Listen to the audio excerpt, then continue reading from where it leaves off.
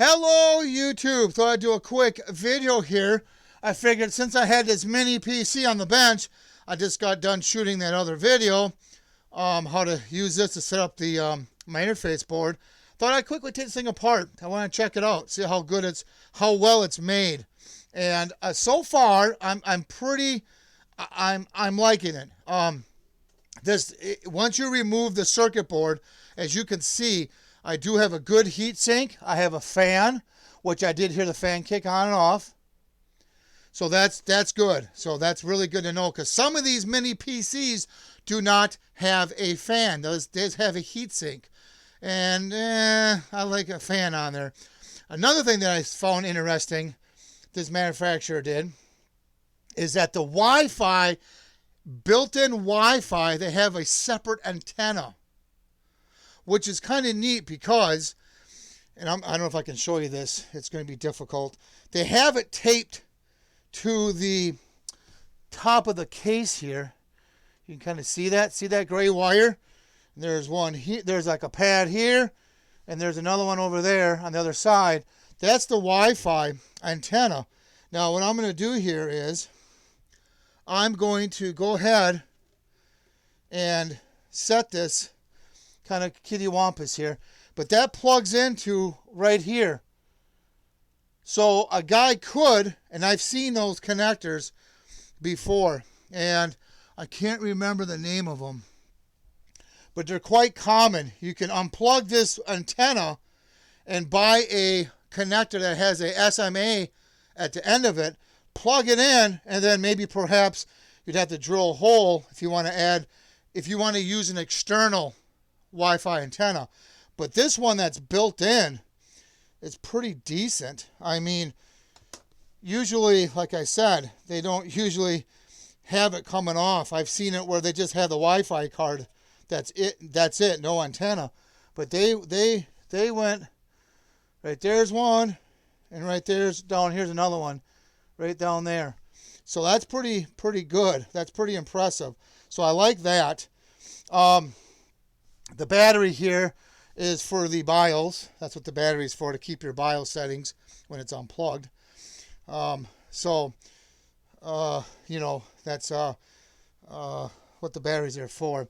Now, the only thing that, like I mentioned, that the only downside for this little mini PC is the power button issue. When the power is applied, it will not boot up unless you press the power button. Now, I've looked high and low in the BIOS. I didn't find it, unfortunately. Maybe I'm blind. Maybe someone out there will find it. If you do, please let me know, because that's the only hiccup. That's why I give this 4 out of 5 stars. It's because that power button.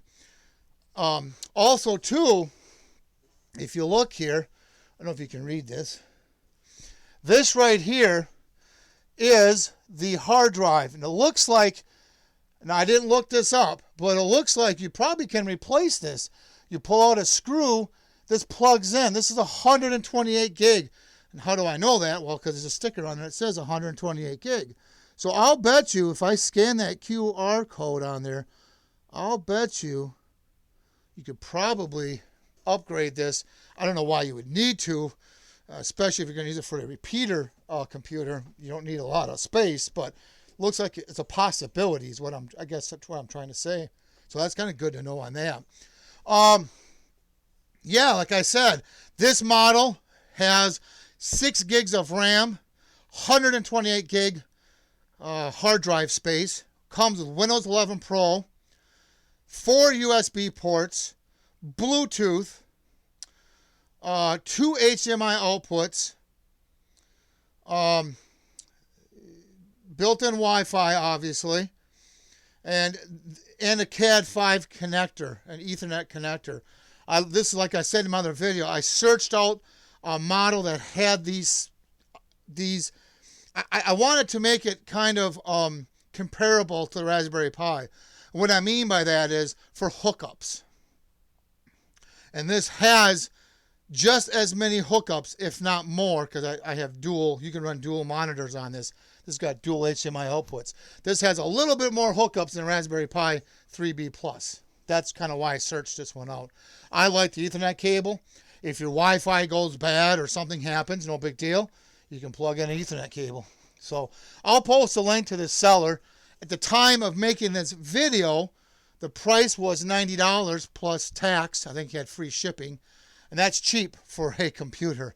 You know, and obviously you plug in a USB keyboard, USB mouse, you plug in the HDMI cable, you set it up, and then when you're done setting it up, you can leave everything else unplugged. You don't need to leave your keyboard or mouse or your monitor hooked up to this. Now, I am trying to figure out a way. Here's the power button. This is a soft touch power button, meaning it's, I don't know, I didn't put a meter on it, but I'm going to assume when you press it, it probably does a high pulse, and then that starts the computer. I know people have asked, well, can't you just put like a jumper on there so that, no, because if you tie it to high constantly, it may read that as to turn me off. And what I mean by that is, if you have computers that have this function, if you hold the power button in, it shuts the computer off. Now, I didn't test this on this, but I'm probably going to guess it's probably the same way. So that won't really work if that's the case. Now, I'll play with it more later. I got other projects to do and to worry about. But I just thought I'd do this quick video so that you know what it looks like on the inside with this model. It's not it doesn't look bad at all.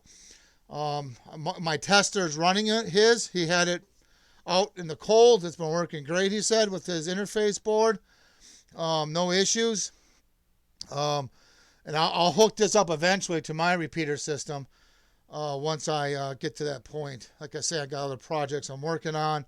But at any rate, I hope this video is helpful and kind of gives you an inside look on a mini PC, what's inside of it. If you have any questions or comments, please post them down below. Please subscribe. Thank you, and have a good day.